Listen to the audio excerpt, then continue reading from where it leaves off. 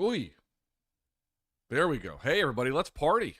Let's party. How are you doing? It is the 21st of December, 2023. It is time for episode 184 of my live chat. My name is Luke Thomas. Thank you so much for joining me. I greatly appreciate it here on this just 4 days before Christmas, huh? We are almost done with 2023. I say good riddance. I don't know how you feel about it, but either way, on today's chat, we can get to whatever you want to. I look back at 2023, I look ahead at 2024, some Shavkat stuff. Really, you're up to you. Up to you. If you'd be so kind, thumbs up. It's free. If you can subscribe, that's free. If you become a member, that's not free. But then you can ask questions for free on this chat. You can also do it for the first hour, and then we'll get to paid questions or paid donations if you feel generous about giving them. If you don't, that's cool too. I'm just glad you're here either way. Okay?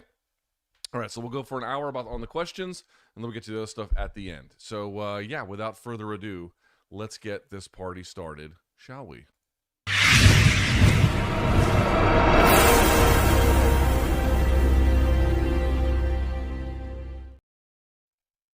Okay, there we are. Let's see. I don't know if we have any business to attend to. There is a small chance there'll be a live chat next week, but it's probably unlikely. My wife wants me to take some time off because we've got some big plans for the new year. Nothing I can share with you yet, but we got some big plans for the new year, so she's hoping I just take some time off, and I probably will have to. But even if I do, I've actually cooked up already. I have to just edit it, but I've already cooked up another technical difficulties. If you guys missed it earlier this week, I put up a Shavkat Rakhmonov technical difficulties on how he got past Wonder Boy's defenses. I hope you enjoy it. Go check that out if you haven't already. But I've got some other stuff from 296 I haven't released. So, yeah, I might put that together as well. In fact, I'm almost certain that I will. So, there's a chance we'll have a live chat. It's probably not a great one, but either way, there will be some fresh content next week, no matter what. I'm pretty excited about that. Okay. What else is there? I think that's it. So, without further ado, let me refresh this page so you can get the latest and greatest. And then let's blow this joint up, shall we? There we are. Okay. I'll put that one. Did I lock my door? Yes. Here we go. Hey, Luke, why is Dana White so intent, this person asks, on pushing the Stipe versus Jones fight that no one wants on us? How does this help him or the UFC? Well, up until recently, there probably was great demand. I mean, had the fight gone through in November, it would have performed quite well in all likelihood at both the box office and the turnstile, or, the metaphorical box office, I should say. Right, pay-per-views and Livegate. It would have done really, really well. And in fact, I think it still did okay, but obviously there was a bit of a trade-off between what they got and what they were hoping for.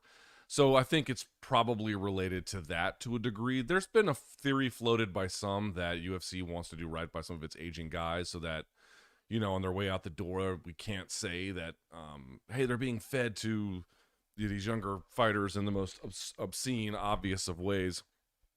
But of course, the contradiction to that would be, we just saw some of that at 296 with Tony, and of course, it's common as a general fight practice. Like, it wouldn't be out of the norm in the industry for something like that to happen. But perhaps these two guys, greatest ever heavyweight, greatest ever, as the talking point goes, they might be exempt from some of these considerations. So I just tend to think that they probably believe that's their best case at generating a decent pay-per-view return.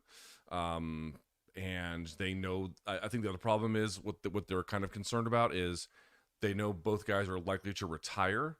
So, if they did Jones versus Aspinall and then Jones wins, right, and then retires immediately, you're kind of left with this scenario that dude, there hasn't been order established in the light heavyweight division since John Jones left.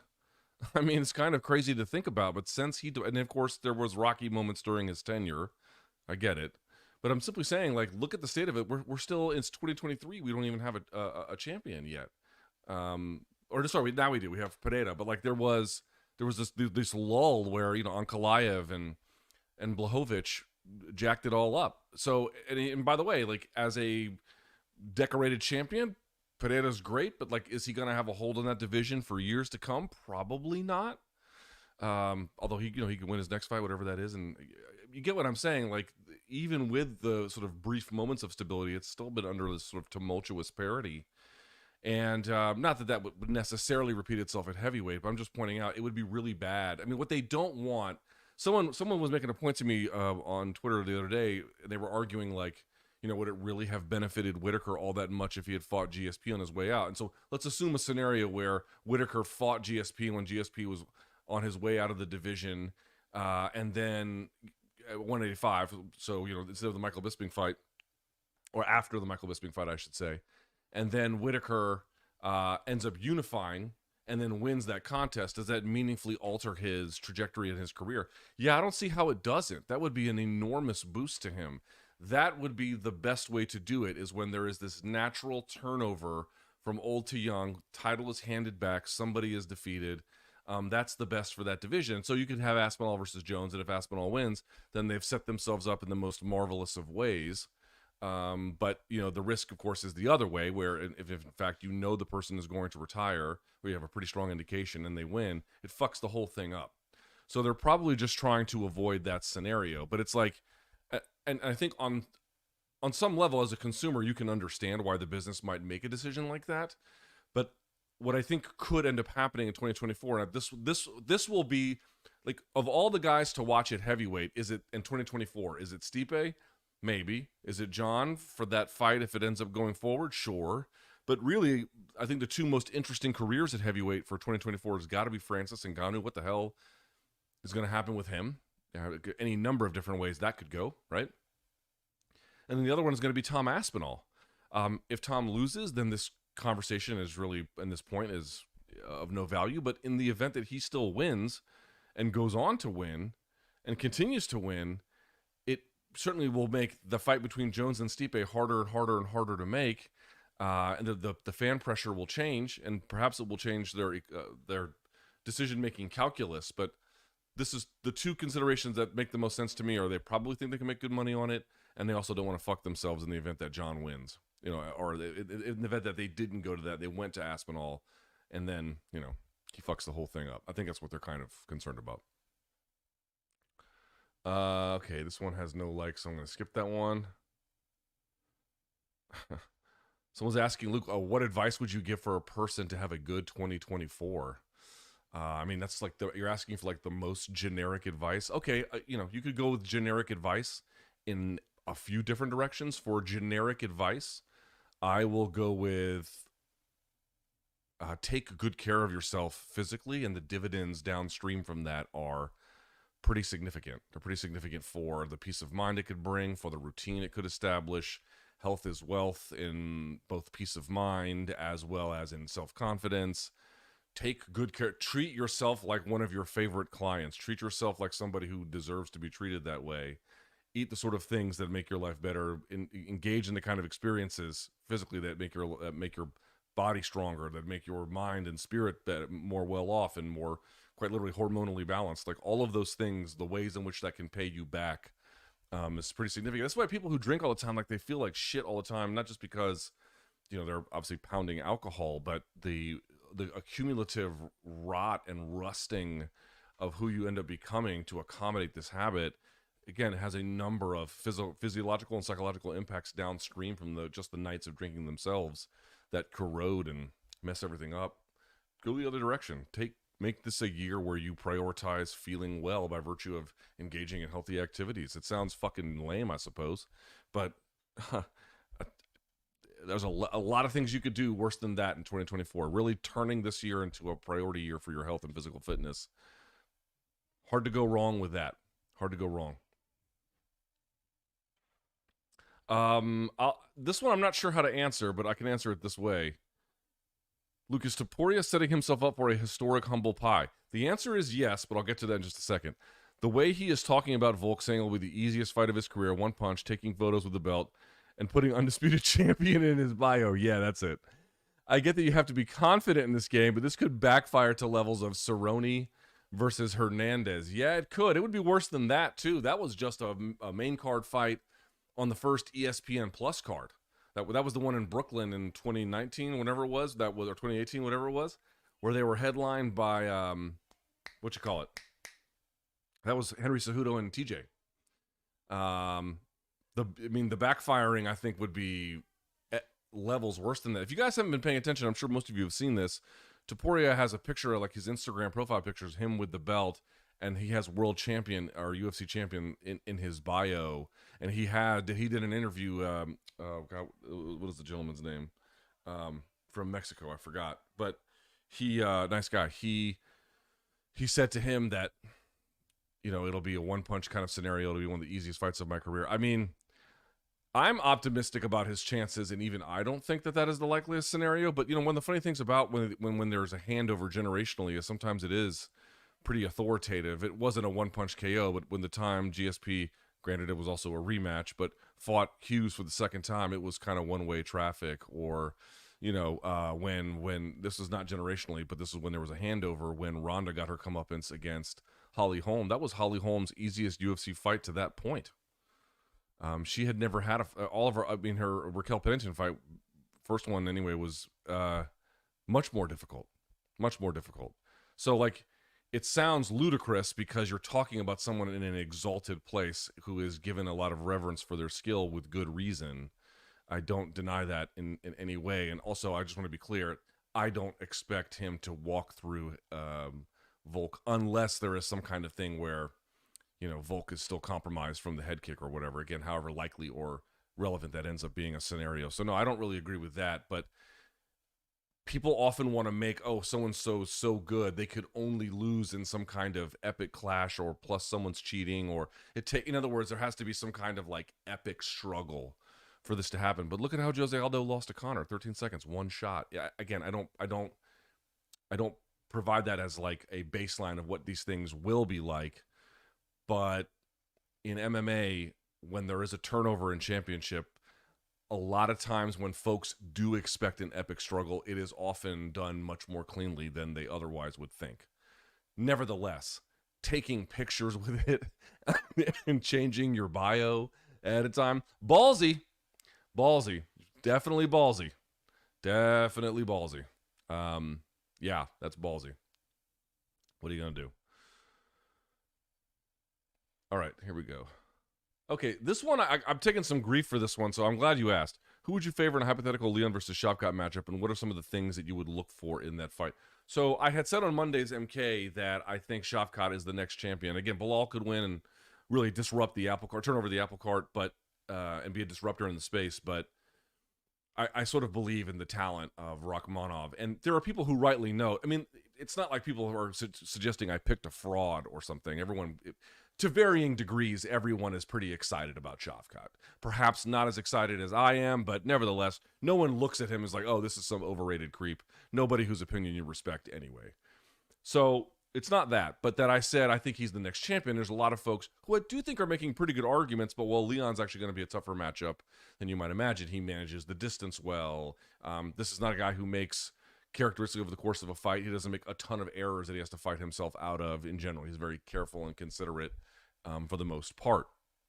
He has excellent takedown defense, so between range management and good counter striking and, good cage wrestling defense, and I mean, any number of things you could point to, he's a really tough guy to beat. He's not champion in any way that's accidental. I don't really disagree with any of that. There's just actually one kind of consideration to me that stands out. I mean, I think Rakhmonov has been to the third round twice, and again, he's finished quite literally everybody. And when you go back and you look at the Wonder Boy fight, again, he took on that fight on, on less than ideal conditions with a messed up ankle that required surgery. He was on crutches days after the fight, it looked like.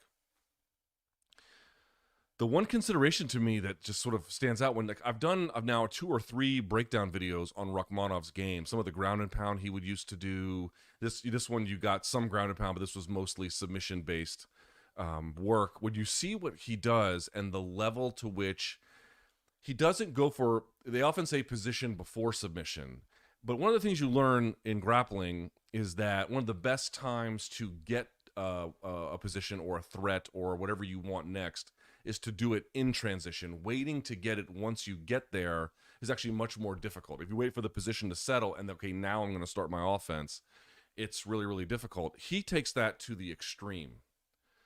Where the ways in which he destabilizes someone's base are from very early stages of what he's attempting, like long before he's ever really close to something, it's already setting up, like, I'm going to destabilize your base, and then through that, I'm going to be all of a sudden in a submission attempt. Like, he's very, very, very good at that. Now, you might say, well, Leon will stuff a takedown before he gets there. I just want to point out something first. The way in which it's not novel. Like, there's what he is doing is taught to everyone, but his level of implementation of these skills is very, very high. Okay. And in particular, when I'm talking about challenging how people are building structures to stand, to resist, he builds in the direct, simplest route to a submission by virtue of how he attacks their foundations and how he establishes control. And he does that much earlier in the sequences than I've seen a lot of other guys. So by the time he gets to an advantageous position, he's already got a series of other things already set up for him. But that's really not even what I would consider to be the reason why I have so much high confidence in him. Partly, he's 29, so I don't even think he's nearly as good as he's going to be. I think he's going to get actually a lot better.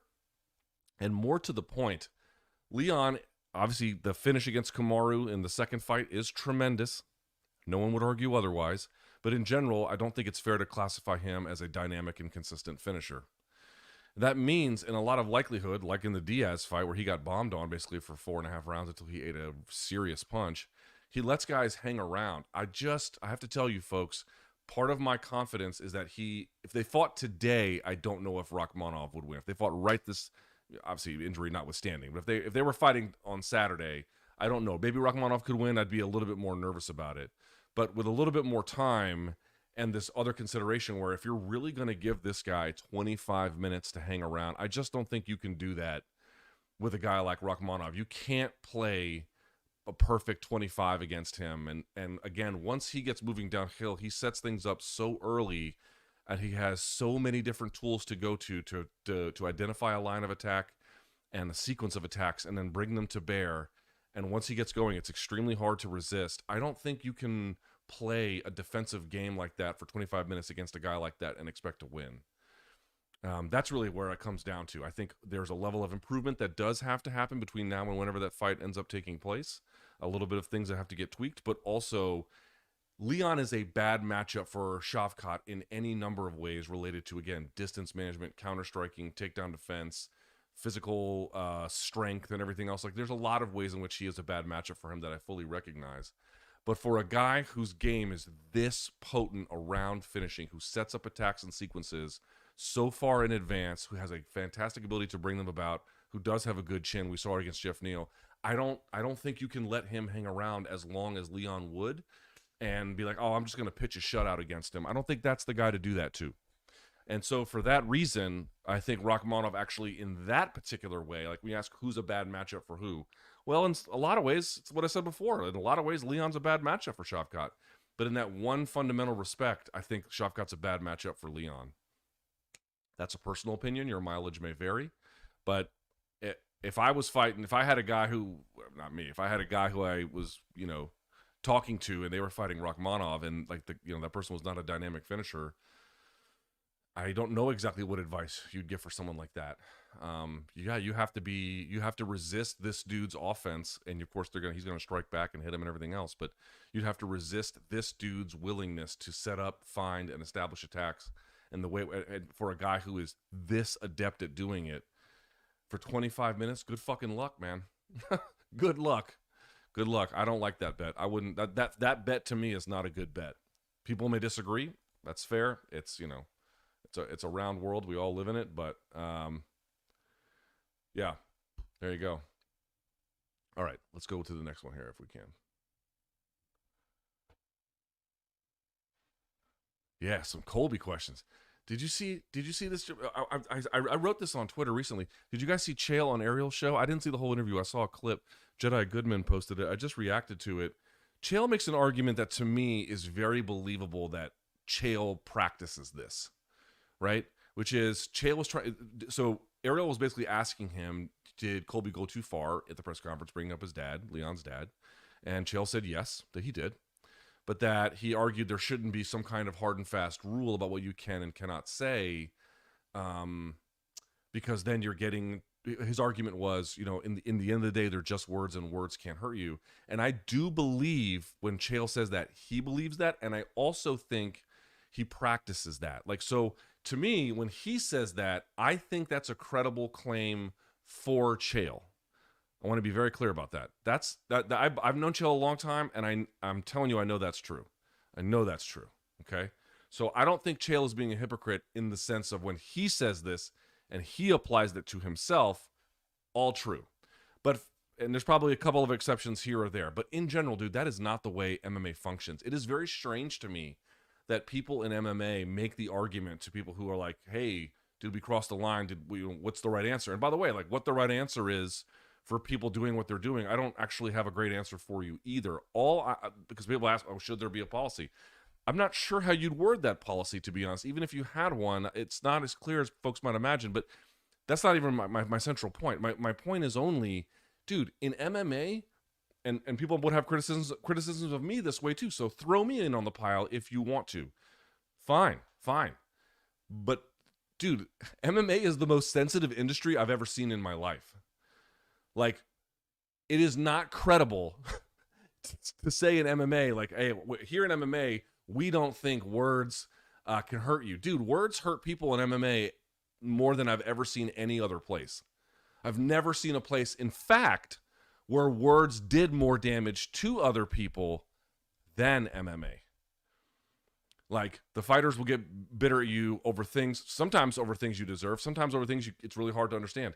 But let's turn the tables. The media various individual media members will get mad and lash out at people based on this and that. And I'm sure, listen, he is without sin cast the first stone at times.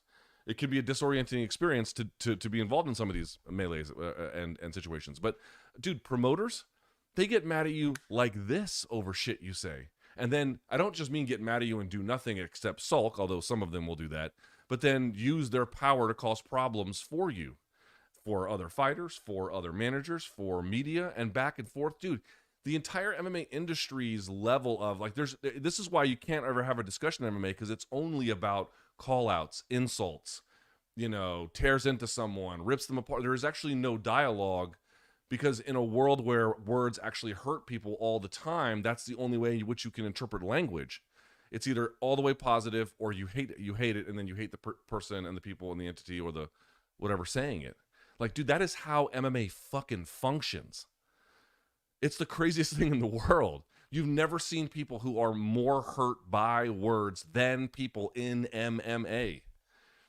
That it's like because it's not a dignity culture, it's an honor culture where, saying these things, you give it, like, whatever relationship it actually has to the real world is irrelevant. The fact that they said it and crossed these lines and they dishonor other people, this is what creates all of the controversy and then the conflict and then the battles, and then this so-and-so rips into so-and-so and so-and-so, lashes out at blah, blah, blah, whatever.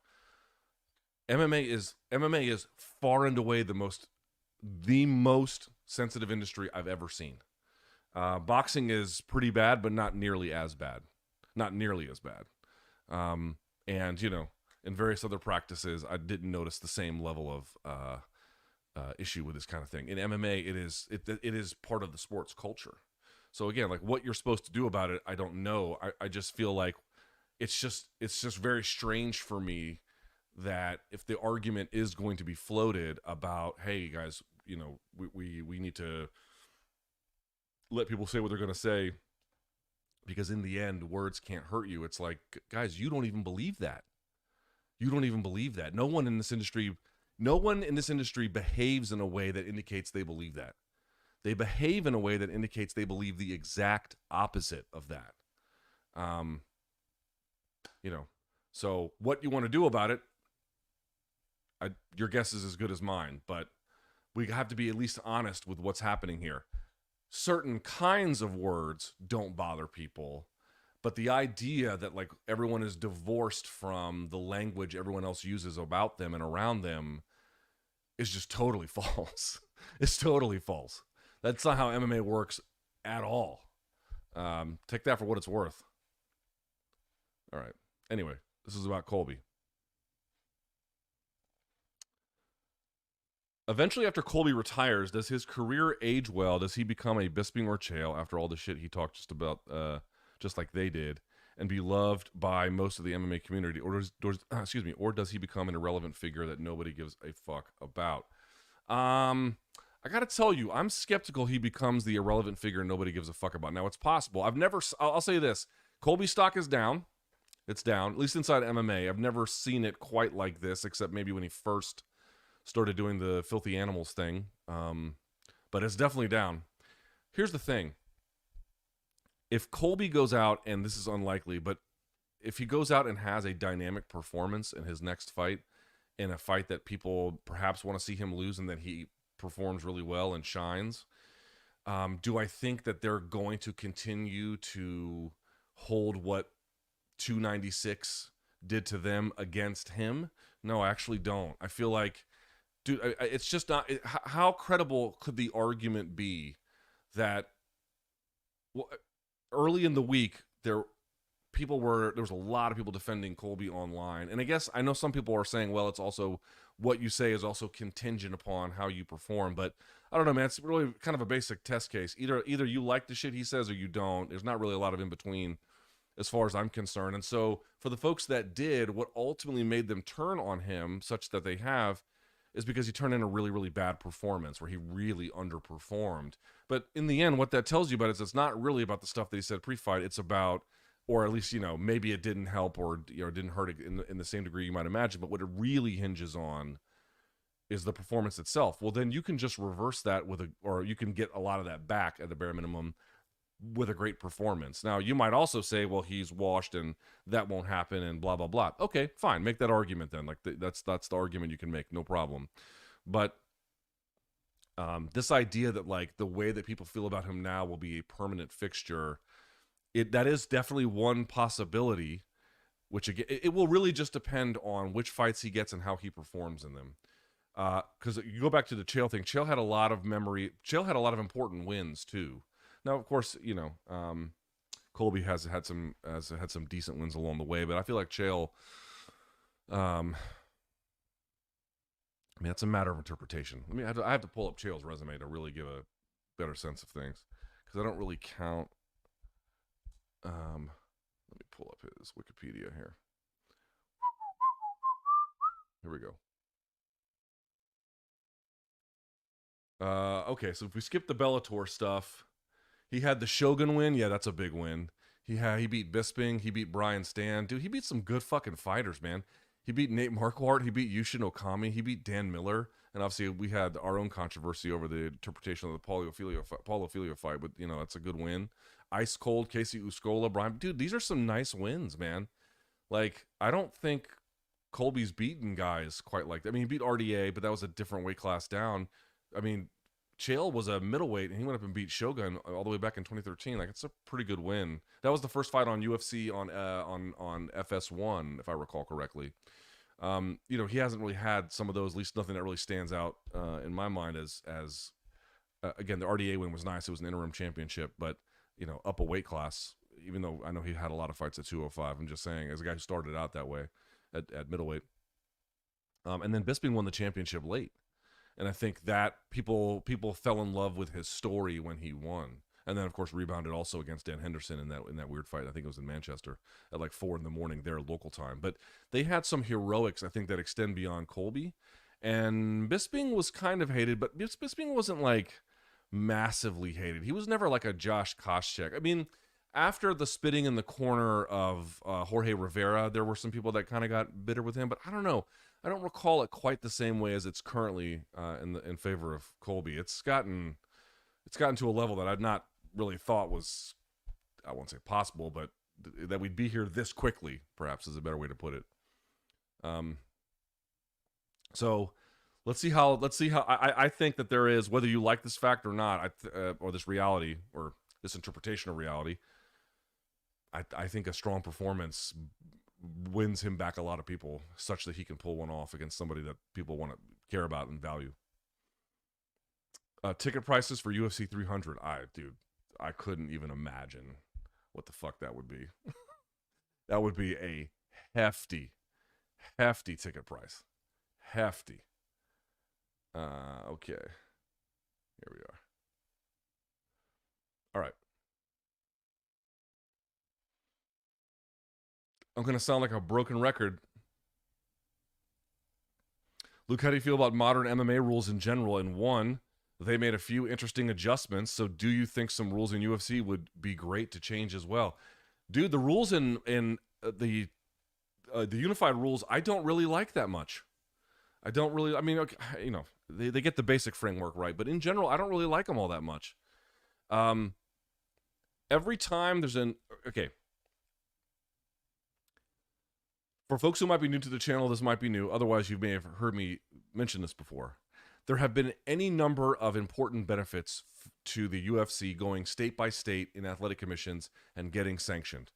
There might be better regulatory models, including a federal regulatory model, but we don't have that one. We have the state by state one.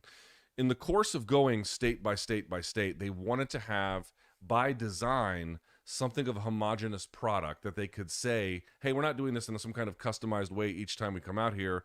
These are the rules. These are the guidelines. This is the health protocol. This is our plan. And it's the same every time, and it's a high standard every time. It made it easier to explain to each time they would go to a new state. They'd go to Tennessee. They would go to Florida. They would go to Alabama. They would go to Virginia. They would go to you name it. They're going to all these places, and they have to explain in a lot of cases to the regulators what it's about, what they're doing. Again, all the things aforementioned. To the extent you have a by design homogenized product where it doesn't change based on this, or you don't have a different shaped cage this time, and blah blah blah, right? You're not changing it up all the time. This is what it is. That becomes infinitely more sellable, and it becomes infinitely more ready for regulation. That's in fact exactly what they did. But the problem now is you have set into motion across 50 states, not just a similar rule set, but the problem is, one, there'll be some tinkering around the rule sets, but the bigger part is because there's no federal regulation, they can't in one fell swoop decide, hey, listen, we can clearly tell that one of these rules is bad and we want to change it.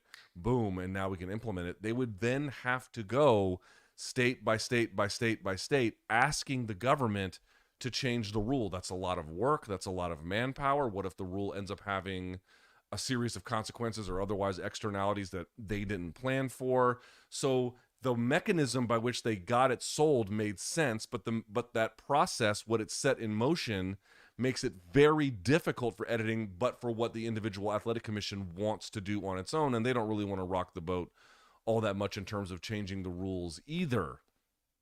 That's a huge problem because it's so difficult now to modernize rules. Now, the state commissions and the bigger ones have done a better job of modernizing some of the way in which rules are, what judging criteria are viewed and implemented.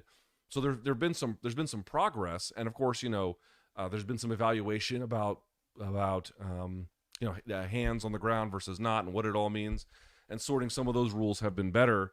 But what one was able to do was, we're working outside the scope. When they first came up with their rules, they were working outside the scope of that kind of regulatory oversight, which gave them free rein to borrow from pride or imagine the rules in a different way. Here's another one that's kind of interesting. It's not so much a change in the rules, but it changes the way in which things are viewed. Remember, takedown defense doesn't count in the unified rules. It's valuable because you don't get taken down, but that's its only value. They don't award you points for it. They award you points for it in one.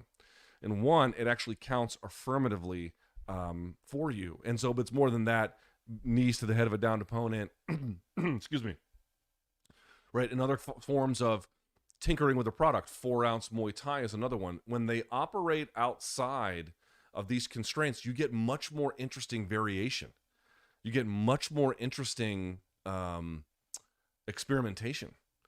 And that's what basically the unified rules need, are a hard reset. I think the vast majority of them would continue to come along. It's not like we're going to throw the baby out with the bathwater, but how do I feel about them?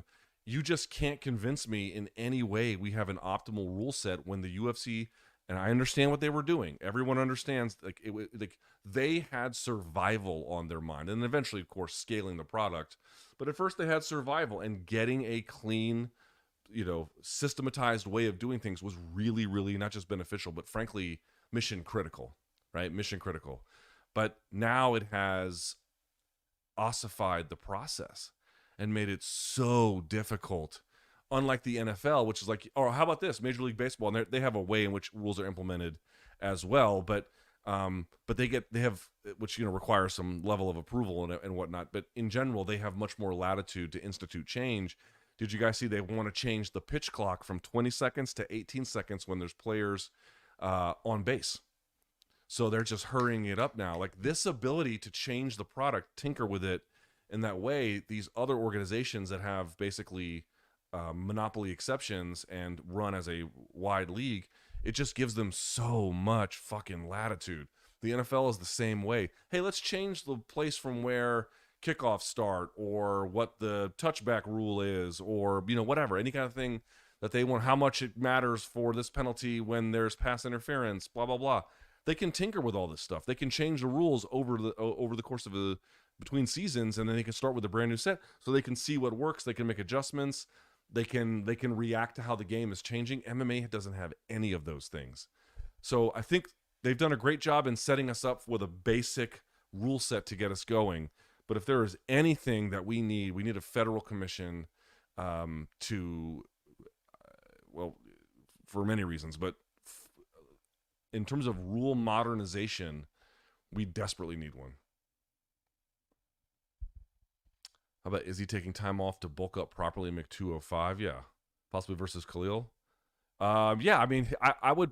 the answer is, if Izzy wants to go to 205, my only request would be you give him a tough fight such that if he wins it, he would be eligible for a title shot. I know what folks are going to say, oh, that's crazy. I don't think that's crazy. You're talking about the second best middleweight of all time. At worst, second best middleweight of all time. So, yeah.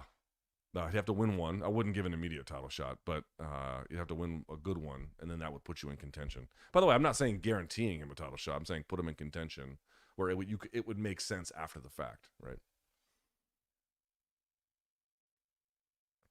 Good question. As of now, what do you think the UFC's best argument at trial could be? I understand there's plenty of time for things to change, and there's no perfect answer to this question, but I'm curious to know if you've thought and or heard about this kind of evidence they may present for their defense. Yeah. I don't know, man. Every time more information comes out and more evidence from discovery is released, or more information from discovery is released, the worse it kind of gets for UFC. And you could say, oh, that's my biased perspective. Yeah, if this is my live chat, I'm going to give you my perspective. I don't know. I'm trying to do my best to interpret the facts as best I can, but, use your best judgment about whether or not you agree with my analysis. But certainly don't rely on me. Go see for yourself. It's the same with any of these documents. Go read them for yourself. See what you come up with. But I can tell you that, in terms of the last week even, there's been information related to what the UFC might and what WME knew about barriers to entry and what they've done to limit competition, and these things are in contrast and contravention to what some of their lawyers are arguing in court. And it's like, I don't know how you're supposed to get around that and win a case. That's very difficult. Two things I think you should consider. One, they may settle, and in fact, I think settlement is still. It's just hard for me to imagine this one going to trial, to be honest with you. I mean, I know it's set for May. It's right around the corner, folks. Like, this trial of the fucking Dude, you think about this, the trial of the century is in 4 months, 5 months? Whatever it ends up being in terms of the math. I mean, that's insane. That's insane. So, we're right around the corner from a gigantic industry-shaking event, one direction or the other, frankly, with this.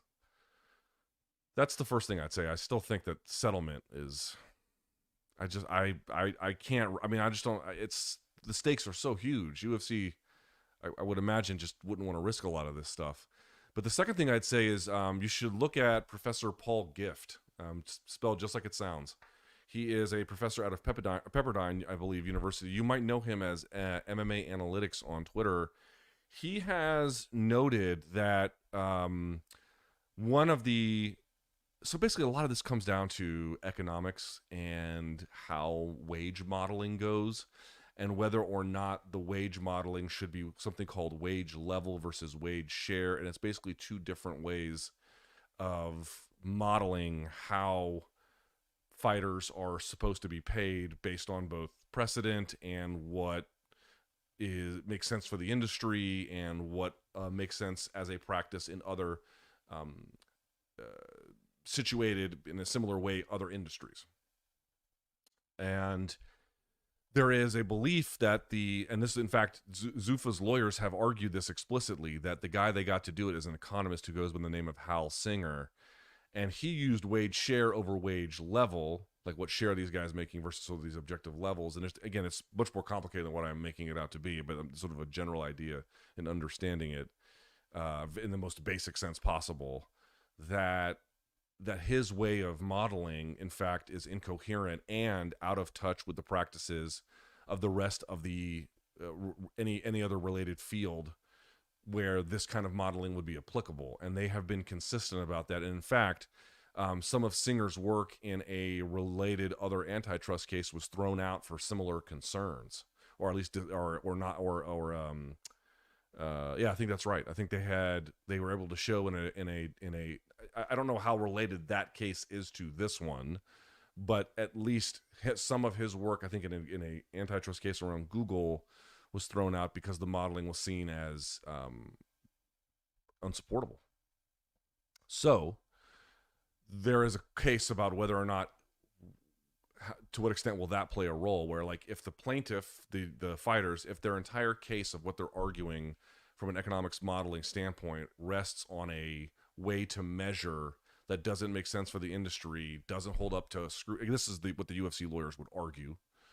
Doesn't match the industry, doesn't hold up against other, similarly situated industries and how wage modeling looks there, then why would we keep it here? Because when you take it to its infinite conclusions, it leads you to a bunch of crazy places where what they try to argue is if you actually take Singer's work and extrapolate it out, it in order to get the modeling that he talks about, you have to disassociate relationship between like things that you otherwise wouldn't. Like, so for example, like what role does tenure and a fighter's wage level, or pay, I should say, how are they correlated? How is a fighter's winning record and their pay correlated? How is a fighter's blah, blah, blah?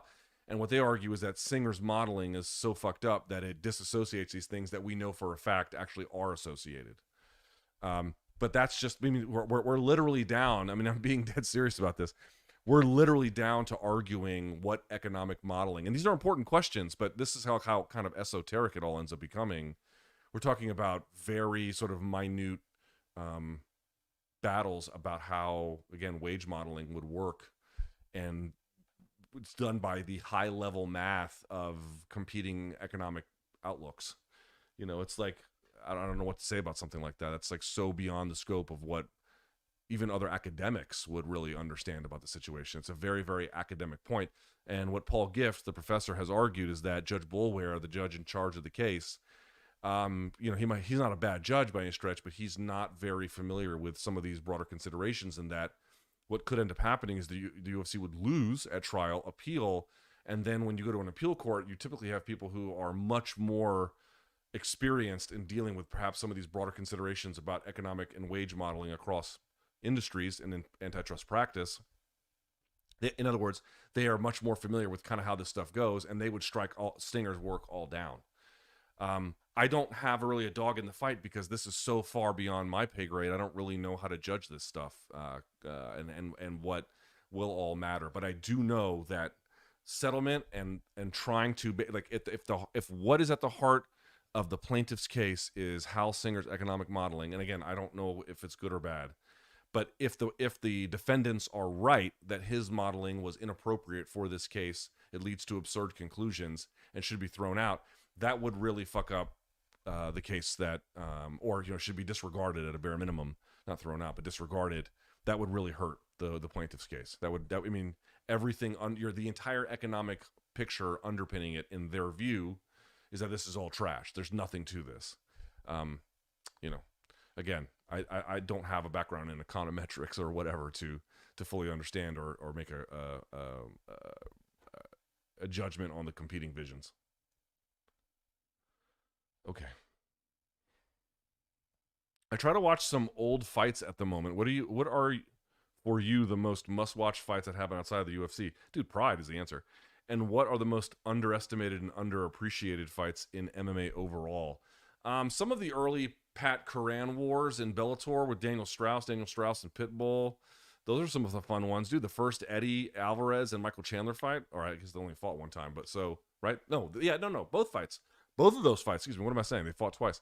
Both of those fights are sick. That's a great one as well. Michael Chandler's fights, and he wins handily, but it was a big deal when he beat Rick Hahn on Spike TV. Rick Hahn was a judo Olympian. That was a fun one. But, dude, you can go back to Pride, and this is just an endless array. If you've never seen, I mean, here's very simple, right? If you've never seen Kazushi Sakuraba's career, go watch that.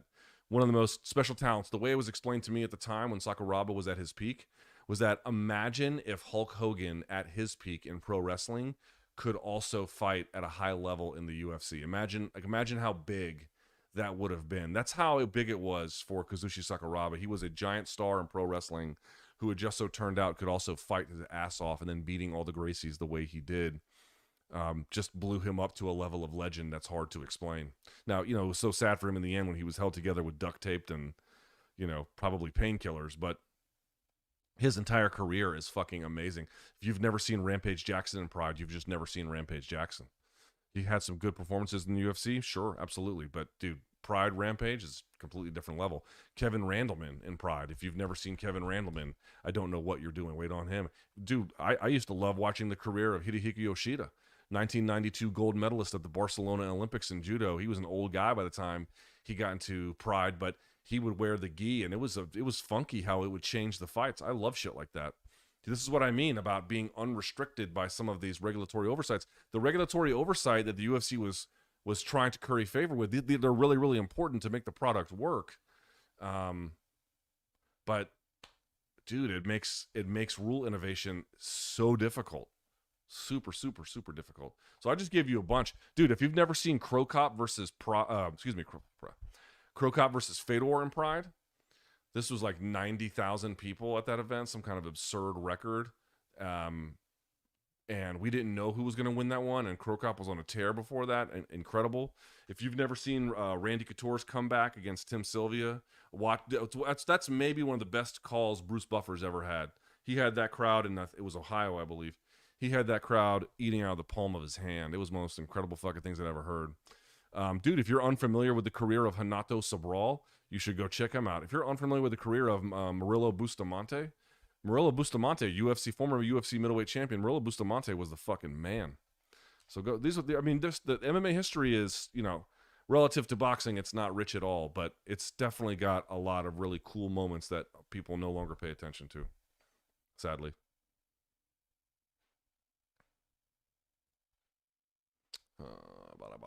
Let me see here something.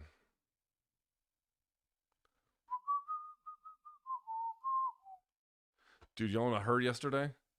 Or today, rather? I didn't know this. Did y'all know...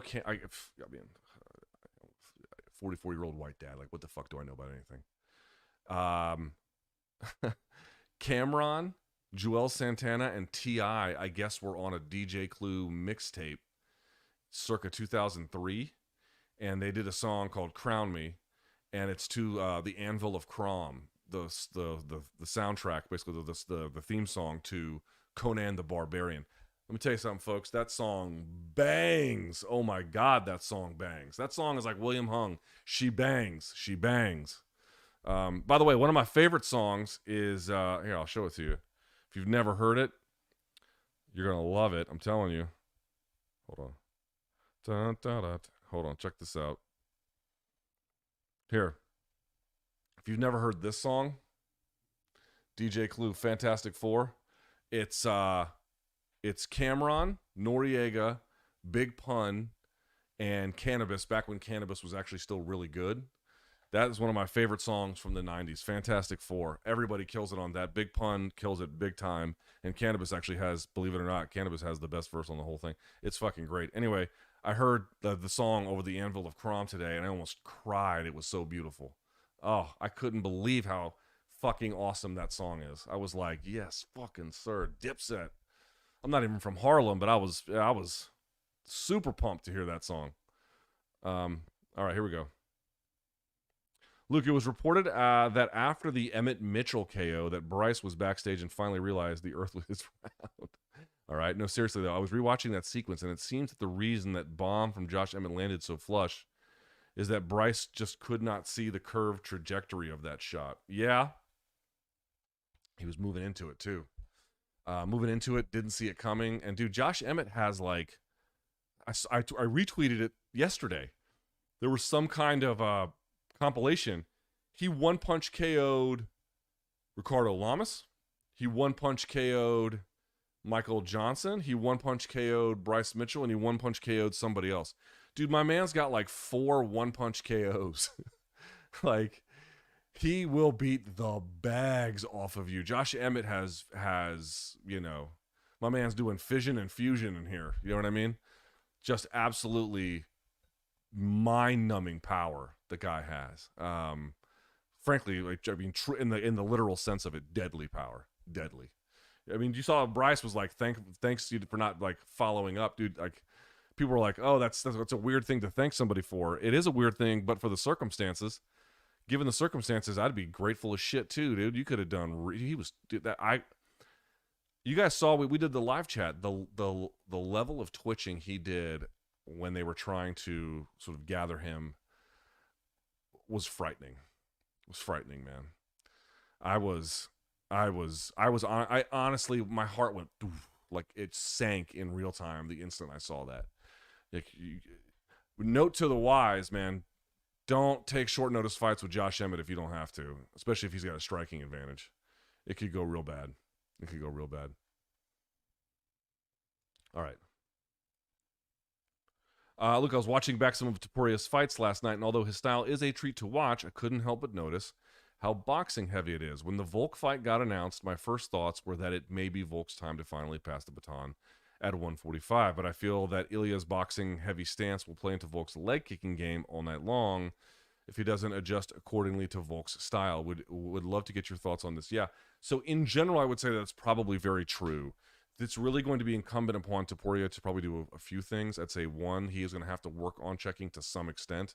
I don't think you can plan a game plan with some other things I'm about to mention. Like, you do have to do that, but you also really have to do that. And that's not something he has done a lot of as a general rule.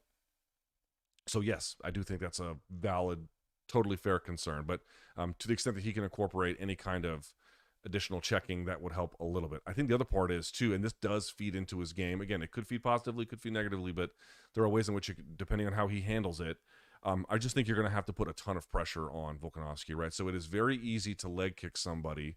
Okay, very easy. It is better to leg kick somebody when they are stationary or moving backward versus when they are moving forward. There are going to be tons of times where that's not true. But if you're wondering, like, you might be asking, like, how come so many guys get knocked out leg kicking in MMA? It's because a lot of times, pay attention, guys are moving into them when they do it. Again, as a rule, it's not 100%. There are a lot of ways around that. But a lot of times when you see someone get clipped with a big shot leg kicking, watch and see what their opponent is doing. Are they moving into them? Are they backing up? Or are they stationary? And a lot of times that'll be what happens there. Again, with plenty of exceptions in different directions, but that's a big one. But I just generally think you can put pressure on Volkanovski, really, really force him. I mean, that's kind of to a degree what Islam did, right? Islam cut the corner on one side and then made him plant his weight by cutting off his angles, and then switched up where the kick was going from body to the head. So he forced Volkanovski to plant and then react, and that was actually how he got him. You're going to have to do something similar, but it has to happen up against the cage. It has to happen with big-time pressure. Again, against Volkanovski, much easier said than done. So if he's too careful, if he's giving him too much distance, if he's backing up, yeah, Volkanovski's going to just absolutely eat him alive. There's really no way around that. And I think the other part too is going to have to be disciplining with what strikes you do land. They're going to have to be impactful. You're going to have to put a premium, which by the way, Topuria can do. But those are some of the things I'd be looking at. I'd be looking at, and in particular, the pressure. The pressure has to be so significant that he has to keep moving to deal with that. And then you have to have a plan behind that about what kind of strikes and game plan you're going to put together and what kind of cornering you're going to do. It's very difficult to pull off, but I think it is possible. However, have you identified a key fault line in what will determine success either way? Yes, absolutely you have, 100%. If Conor and Khabib had fought in the one championship ring, would it have gone any different?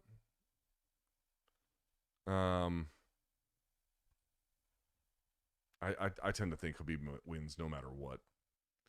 It's a personal opinion. I think Khabib wins no matter what.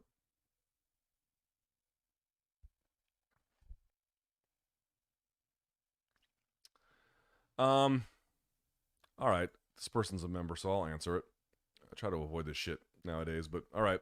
Look, your opinion on all these free speech absolutists. I don't mind fighters saying mean things to one another, but whenever someone criticizes a fighter, they act as if it's 1984 is in full. That's true. And there is a call for censorship. I don't think most people have an issue with fighters not being PC, definitely. But I do think there's a line, and I've noticed there's a certain F slur that fighters use pretty liberally in public nowadays. Yeah, this is actually a pretty interesting debate about what you can and should do here.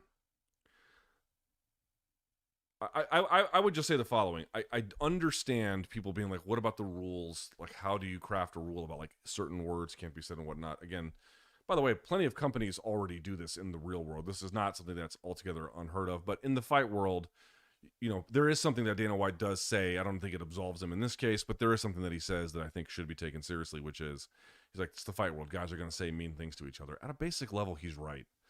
At a basic level, he's right.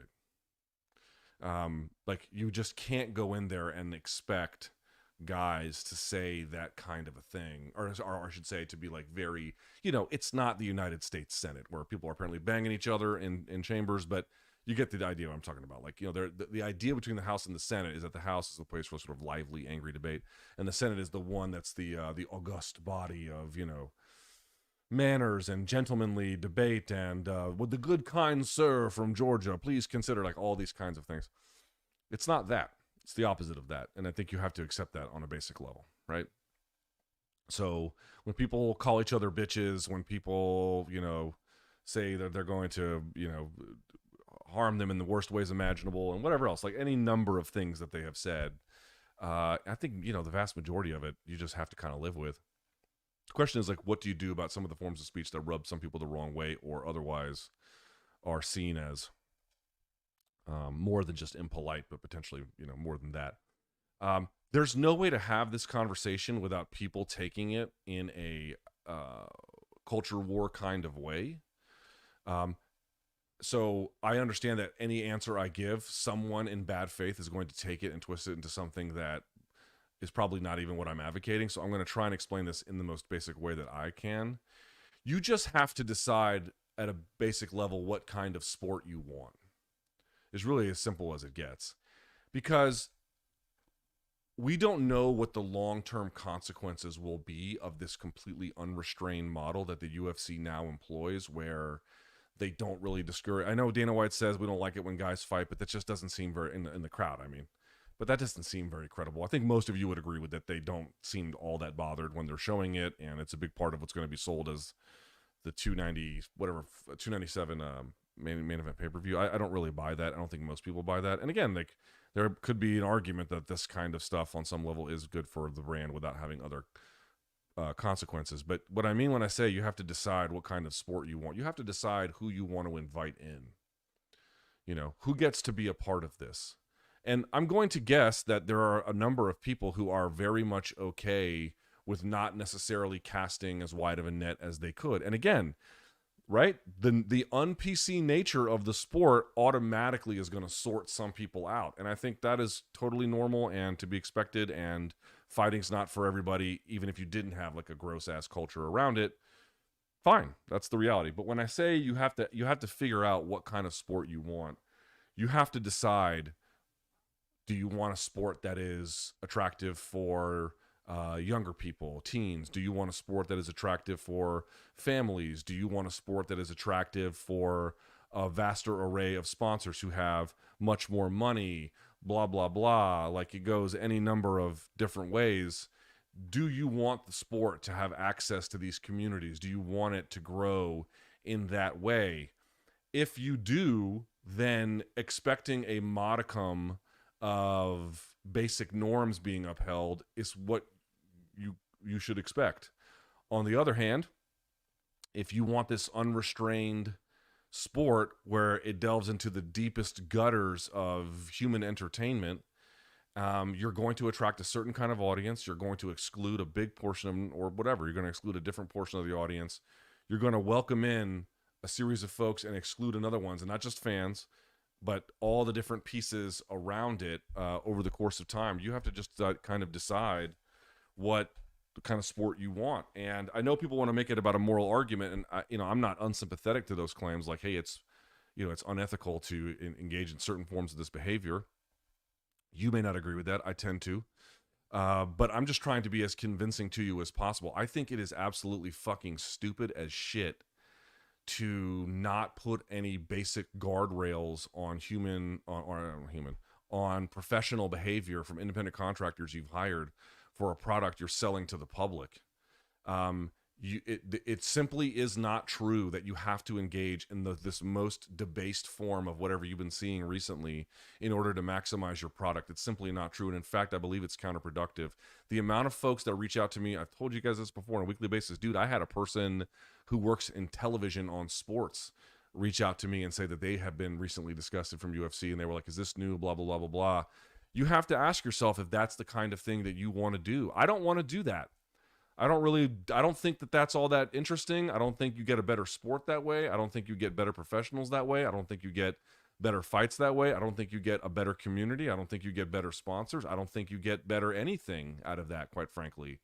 There's just no argument that it meaningfully enhances it in a way that actually makes the sport better. It doesn't invite in the kind of people who could be fight fans because we want to engage in behavior that is like, I don't even want to insult the juggalos. Dude, it's just caveman shit. It's just caveman shit. Oh, everyone wants to censor. I got to tell you, there's a few of you that need to look up the word curation, right? There's a difference. It can overlap. It's not entirely different, but there's a difference between curation and censorship. They are not the same things. And the question is what kind of company the UFC wants to be and what they want to showcase as their product. Were it me, I would not want to showcase that as like a centerpiece of my product. Dude, that was their press conference to announce their big plans for both UFC 300 and 2024. You'll just get I think you'll get not only a different sport by not trying to do something about expecting greater professional. Oh, Jesus Christ, my wife won't stop fucking texting me. Hang on.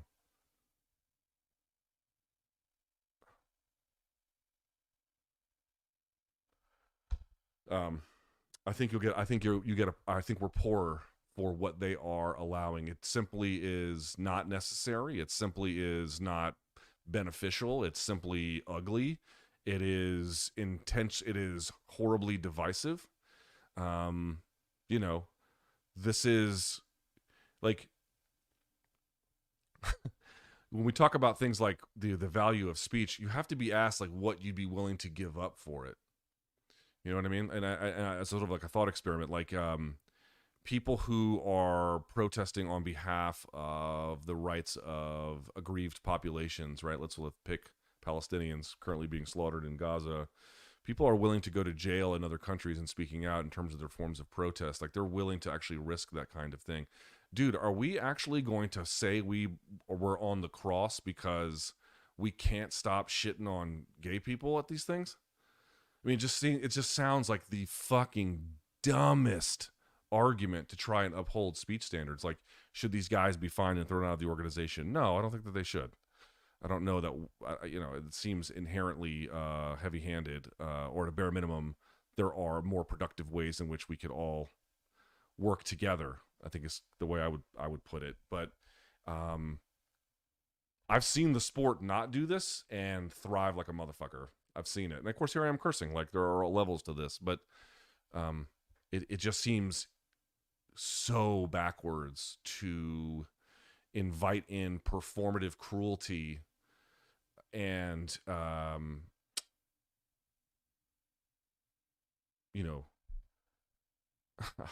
said enough. I don't, last thing. I've said this before. There's a subset of folks in MMA and combat sports in general, quite honestly, who view like, oh, when people say these words, it doesn't bother me. Which again, in MMA is just such not a credible claim. Like, it's the most sensitive industry on earth. But even if it weren't true, and it's not, this idea that like, oh, it doesn't bother me and blah blah blah. Like, it may not day to day. Like that could be true, but like one what I would say is if you have any kind of appetite for performative cruelty, there's probably something inherently, you have some unresolved issues that probably need to be attended to. And then more to the point, saying that you're indifferent to it ultimately will corrode your, not only what your standards of what you consider to be respectability in any kind of helpful way, it will make you more than indifferent. It will actually warp your ethics. It'll warp your worldview. It'll warp and corrode the nuances of how you see situations, of how you understand relationships between people, how you understand power dynamics. It will over time, it will corrode it.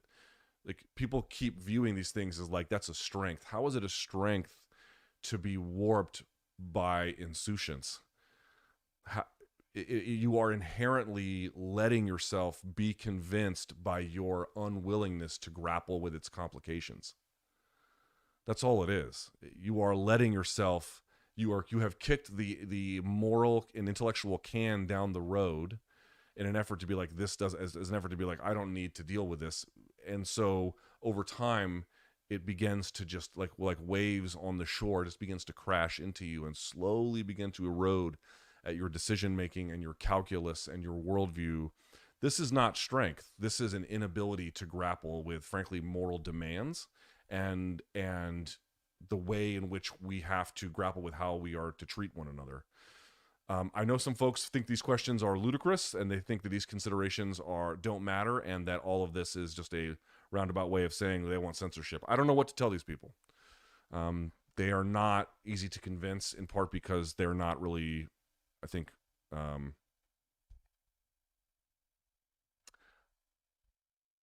they're not really grappling with the actual reality of what's happened and what's happening. But that's the best I can offer for you at the present moment. All right. With that in mind, let's see what you got. If you got any donations. If you don't, that's cool. If you do, we'll get to those now. All right, so let's see here.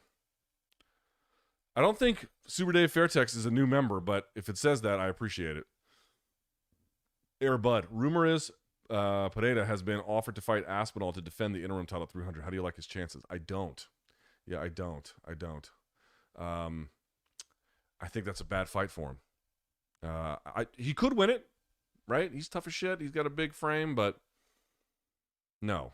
I think Aspinall wins that one, takes him down, and pounds him out.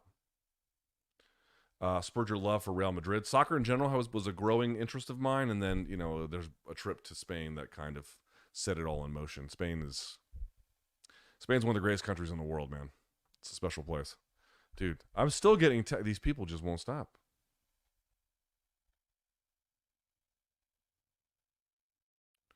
All right.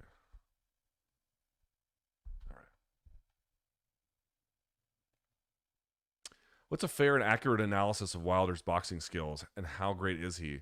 I'm sure it's more than just his KO power, but not sure how I'd label him. I mean, listen, people are like, oh, he's got no skills. He just wings punches. He obviously has some skills. He has what I would basically consider to be, he's got some ability to corner. He's got some ability. He's got a great 1-2. He has a long reach. He has the ability to set things up with his jab as guys motion into him. That's exactly how he beat Luis Ortiz in what was their second fight or whatever it was, when he knocked him out inside of 6 or 7 rounds, right? He was able to move him in that direction, set it up off the jab, and then polished him off with the right hand.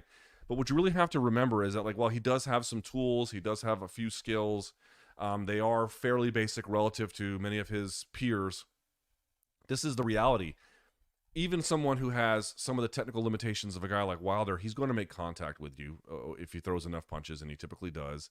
And dude, his power, your margin of error is nothing. Your margin of error is nothing. He doesn't have to throw mechanically correct. Dude, the punch against Dominic Breazeale wasn't all that great. Against Berman Stavern, it wasn't all that great. Against Luis Ortiz, his arm wasn't even fully extended. It was like this. He didn't even get full extension on it. And he still sent him to the land of wind and ghost. Dude, he has the kind of power where, I mean, it sort of says it. People are like, oh, how skilled is he? It must be more than skill. Yes, of course it is. He has some things he's able to work with, but the real reality is, if you got just enough skills to make it work, to not get, you're not completely out of your element. You can box rounds. You can work behind the jab. You can defend yourself a little bit. If you've got his kind of power, you don't need to do much else, because it's not hard to make contact with another heavyweight, right, over the course of 5, 6, 7, 8, 9 rounds.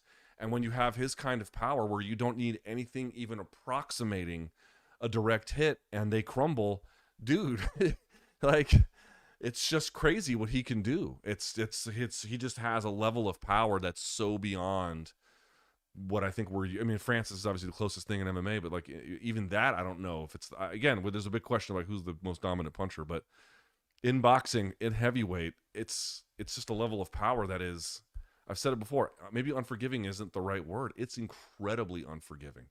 It's whatever the description is, it's fight altering in the most, okay, here's the best way I would put it. It is fight altering or ending even under very suboptimal conditions.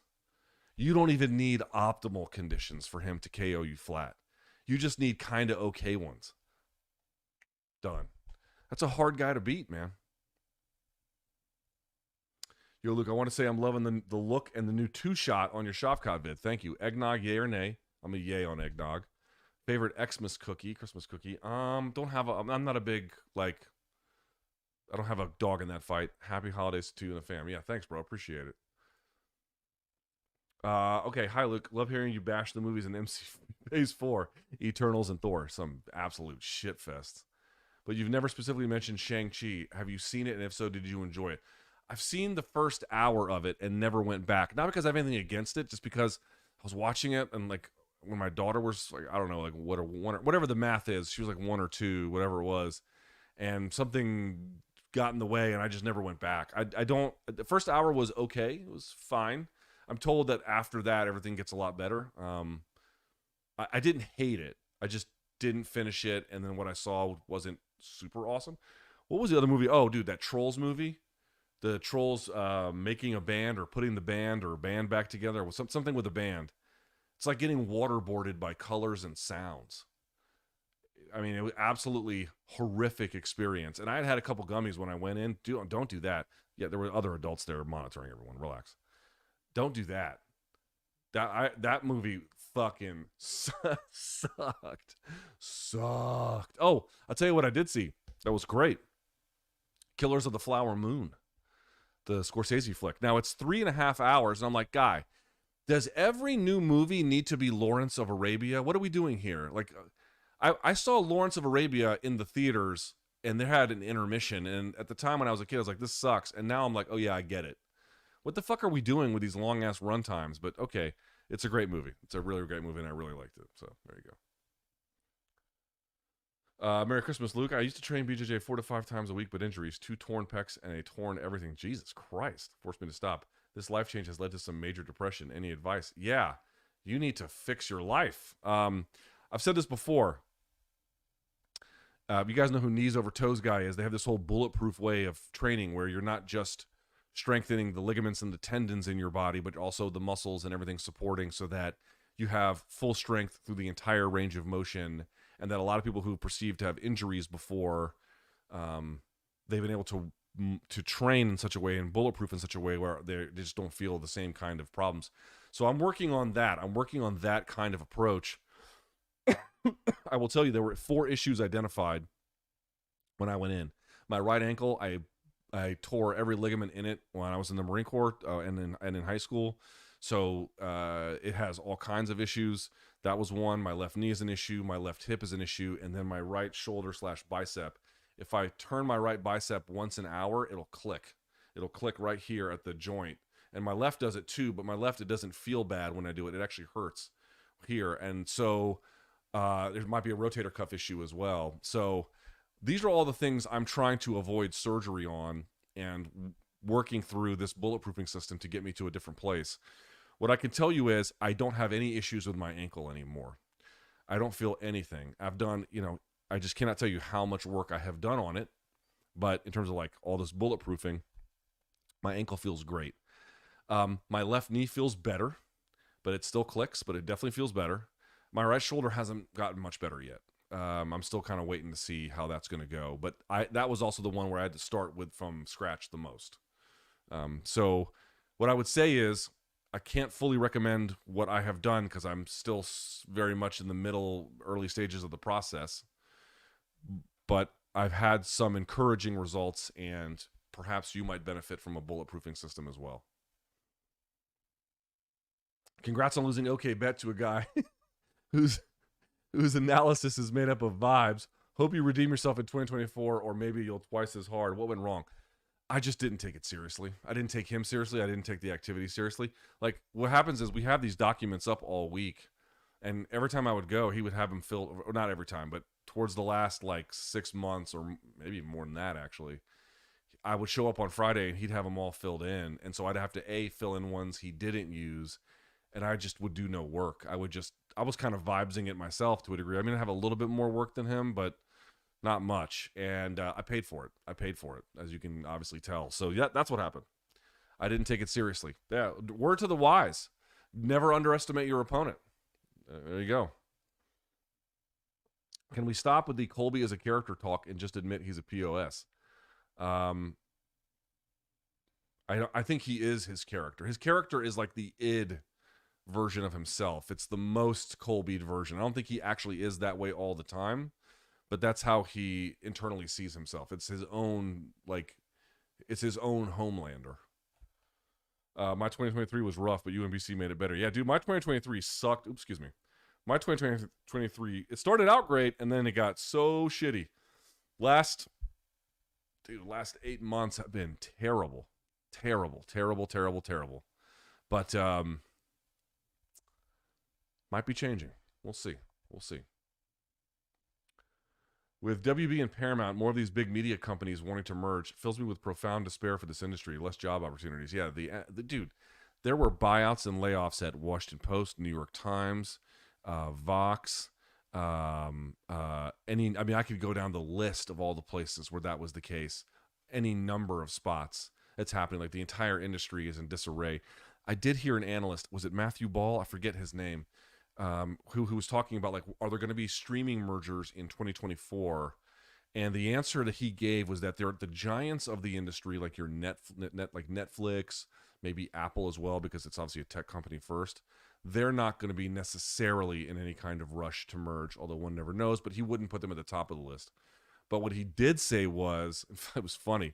He goes, your Paramounts, your Hulus, your Warner Discoveries. He's like, they probably are going to be looking for some kind of potential bundle. And then and this was like 3 weeks ago. And then sure enough, God, who was that? I could tell you who that was. I will tell you who that was. I don't want to not give you the name. I haven't fixed all of my podcast issues because I use Stitcher and then they closed the app and I haven't really gone back.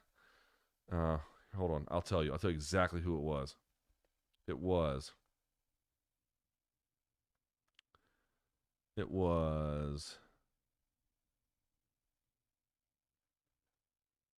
I think it was CNBC's Alex Sherman. Let me double check that.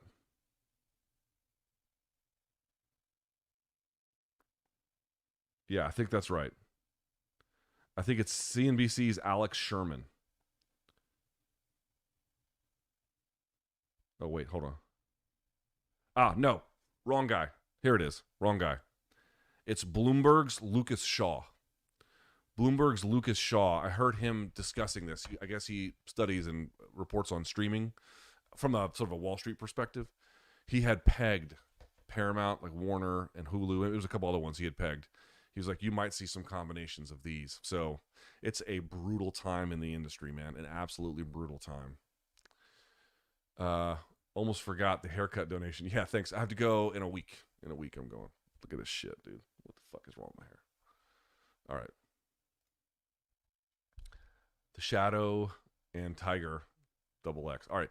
I love the idea of Wilder fighting MMA or mixed rules, but isn't he an MMA light heavyweight? He could make light heavyweight, yes. Or am I wrong thinking most MMA light heavyweights walk into the cage heavier than what Wilder fights at? Yes, he could make it. He could make it if he wanted to cut weight, but I think the bigger fights are obviously at heavyweight for him. Thank you. I think it's spelled Alexi. Alexi is how it's pronounced anyway. Thank you for the gifting. OG Icy says Shavkat gets excuse me.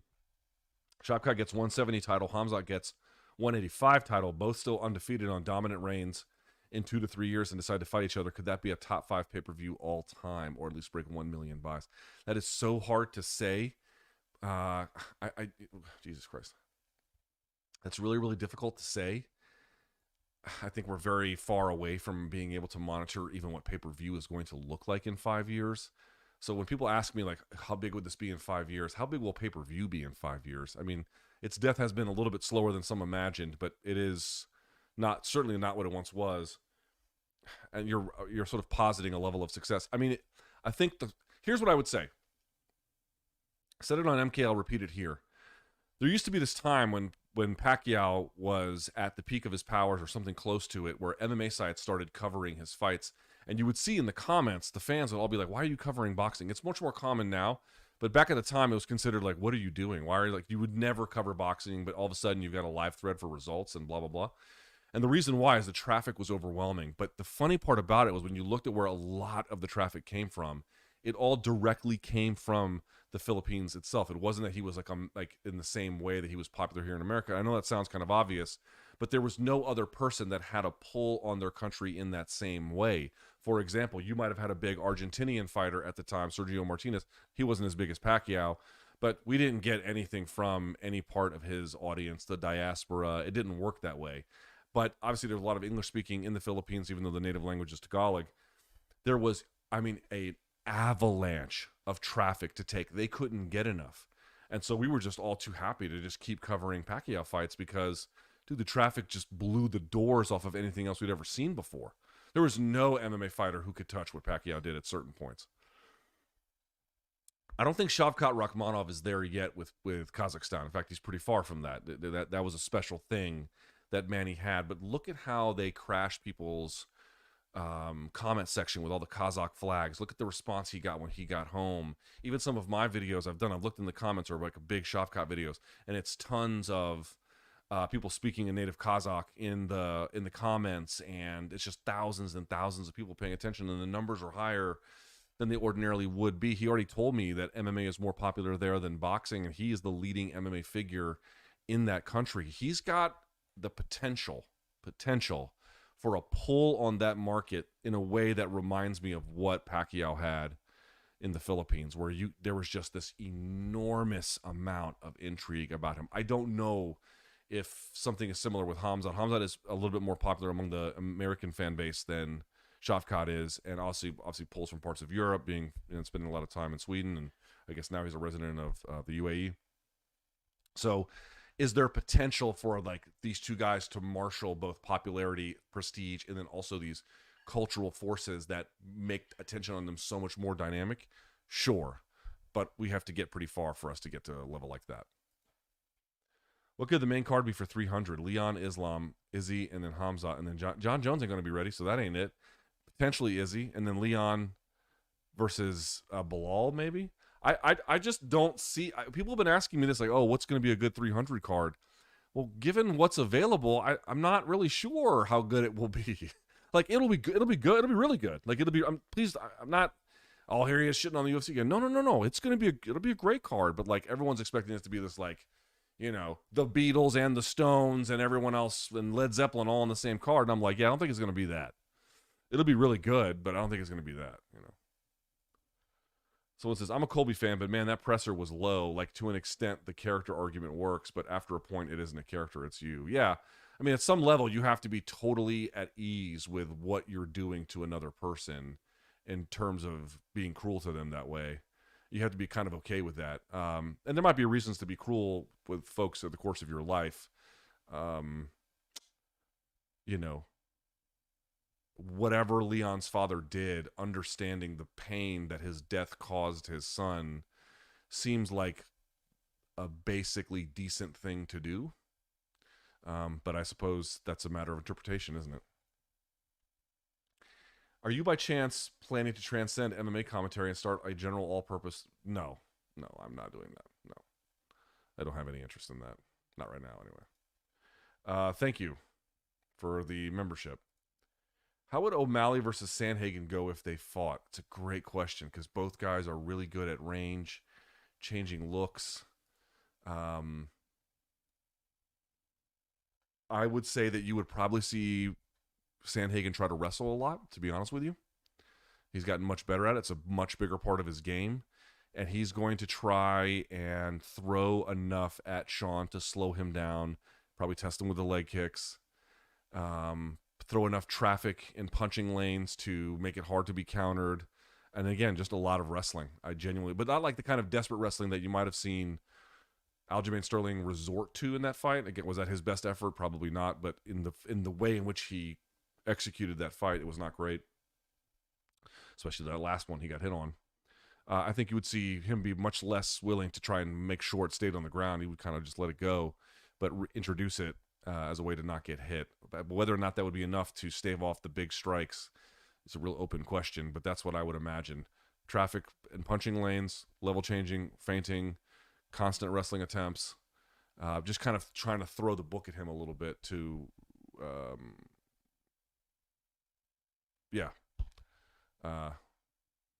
to slow him down. Did I miss one? No. Just heard Jermel Charlo's recording bragging about hitting his wife. Is DV more prevalent among combat sports athletes? So what I would say is the math they used to make their argument at the time wasn't great, but Real Sports with HBO made that argument a long time ago during the War Machine Christy Mack situation, which was about as ugly as it gets. I heard the same tape. There was a question about the tape's authenticity. I don't know, but either way, if you heard it or not, he was arrested, and then they don't name the victim in his particular case, but then his wife filed a restraining order and divorced the same day. It is widely believed, and it is not reported that it is his wife, but is believed to be. Dude, it's the lowest of the low. I mean, I don't even know what you could possibly say. He had a bad fight against Canelo, and he's ending it on a really terrible term. I don't know what will happen to him. Probably nothing. Like, the boxing industry doesn't really do much in this particular way to police the ranks. At a bare minimum, I know Gervonta has had a lot of counseling and had to go to jail for his issues, although his was related to a particular a hit and run. But yeah, dude, it's about as awful and gross as it gets. He always seemed to be on edge whenever we were around him. I didn't think he was capable necessarily of something what he is alleged to have done, but Jesus, dude, it's the worst. It's just the depravity is hard to wrap your head around. The level of entitlement to treat another person that way. Again, assuming that the tape is authentic, the level of entitlement you have to have is like perverse. It's truly you. Again, I don't know about the tape's authenticity. I don't know, but let's assume for a second it's true. It's actually hard to put yourself like, how can someone do something like that? And then, dissect it in a way where you're sort of bragging about, it's god awful. It's completely god awful in the worst way. And so boxing doesn't have a great history of doing anything about it. So I don't know what the hell's going to happen. I still think he's with PBC. I think that's right. They didn't return a request to any comment that, ESPN had. I don't know if he's going to end up on Amazon. I don't know if there's going to be a corporate boycott. I mean, he's going to have to answer for any of these things at the next time he does any media, but it doesn't seem like boxing does a whole lot about any of this stuff. Although he did only get charged. I don't know the law. I guess that's in Texas. He only got charged with a misdemeanor. I don't know how that works. I don't know how that works, but it's fucking horrendous. Yeah, I mean, it's horrendous as shit. It's the worst thing that tape is like the worst thing I wouldn't say ever heard, but it's awful. Truly, truly awful. I can't even understand how someone could do something like that. But they do. He needs help, man. The person who is alleged to be his victim, first and foremost, needs help. But after that, that dude is in serious need of life change. The way that's about as bad as it could get, short of something really, some truly heinous crime. Luke, did you see Israeli soldiers wrote Jake Shields' name on their dumb bombs multiple times? And what are your thoughts currently over Israel? I did not see that. That is not great. I know that I had seen some reports that Haim Ghazali had written some Muslim fighters' names I think he had denied that it had anything to do with them being Muslim. I'm not really going to go into the details on this because every time I do, people get pissed. But I'll make my position as clear as I possibly can. The United States government, in my lifetime, has never really cared about the Palestinian people, and then especially in their time of need, they and basically most of the rest of the world have failed them. The United States in particular bears moral responsibility for the massacre of the Gazan people. I could never forgive the current president for what he's done. I don't intend to. I think what he has done is a moral stain on this country that I don't feel in any way more secure. I don't feel like we're in any way. It's a national security nightmare. It's a moral decency nightmare. It's a nightmare in every way that it possibly could be. He could not have handled it worse. He could not have handled it worse. It's a disaster and of proportions unseen in this human century. And we have so deeply failed the Palestinian people that they'll probably never forgive us. And I can understand that. Yeah. My favorite LT content was the video on Joe B's career, focusing on his role as bridesmaid, never the bride, but always professional, and how that applies to life. Thought about that and a lot to the reaction to Colby. Man, I don't even remember doing that. That's crazy. Yeah, people, everyone has a right to pursue whatever professional courses that they want. But I do think that there's been a bit of a cost-benefit analysis that Colby hasn't quite gotten right. Hey, brother, thank you for standing up the way you have been. Also, would love to have you back on the show, Tarek from Hoshe. Yeah, anytime. Boys, hit me up. Anytime I go on. Anytime. Love those guys out there. I think they're in the UAE as well. I think that's right. They're awesome. Did you check out Unprocessed yet? No, I haven't. I'm behind on emails too. I haven't. No, I apologize. Dude, you did just write me an email for this. You don't have to pay $5. I appreciate it, but you don't have to do that. All right. I think injury in BJJ is partly due to the prevailing view that you have to train at least 3 times a week for it to be worth it. So I'll be honest with you. I don't think you can get very good training 2 times a week. Just a personal opinion. Most people are not going to be good training 2 times a week. You'll be decent training 3 times. You'll be a lot sharper with 4. I think after that, there's an injury level of concern you could have, although everyone's different. But just being honest with you, if you're only going to train 2 times a week, maybe that's all the time you have. Maybe that's all you really want. In which case, just train the way that makes you happy. Fair enough.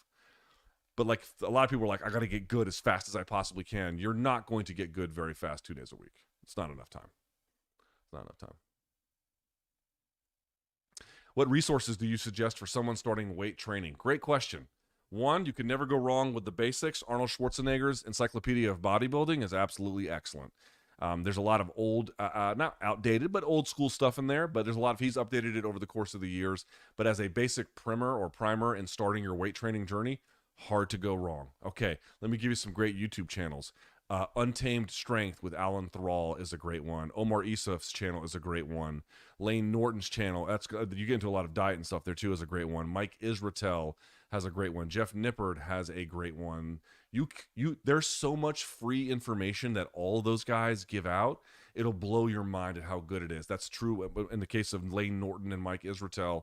That's especially true when it comes to both hypertrophy training, which is maximizing muscle growth, not so much strength gains, and for diet as well. I mean, Renaissance periodization, Juggernaut fitness, and that's a little bit more into pure strength training. Although you can do a hypertrophy block.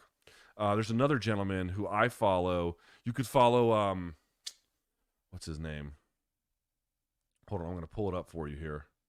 Oh, fucking Ted Leonsis on my feed. Get the fuck off my feed, Ted Leonsis. Ugh. That dude.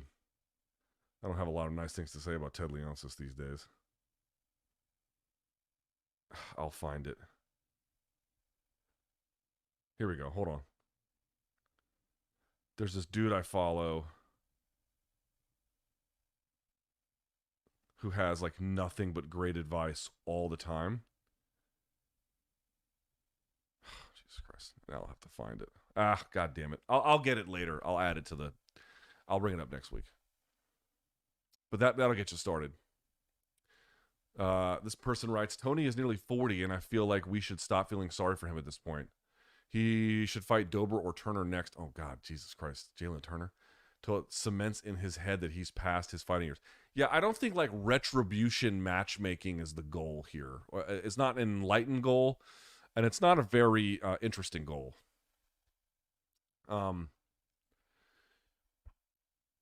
I don't think they should matchmake in any kind of punitive or like lesson teaching kind of way. I don't think they should matchmake him at all. And that sounds, I know to some it sounds blasphemy or God damn it. Now that name, hold on. God damn it. Hold on. One more time. Here we go. Okay. It's a dude from the Kabuki strength system. I think his name is Chad. The Kabuki strength, I mean, that's a little bit more advanced for advanced lifters. But there's a dude who has, I'll find his name. I'll find it. But getting back to the question about Tony, you know, the consequences of all the damage he's incurred, we've only seen a portion of those consequences. We've not seen all the consequences yet. People think that we have seen them all. Many of these will take root over time as he ages and there is natural physical and cognitive decline. It will be magnified as he ages.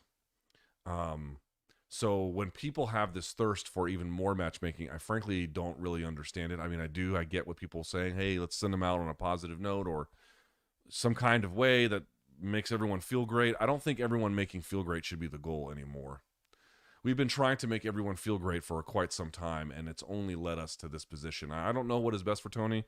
I do not know what his finances are like. I can only make a judgment call from the outside.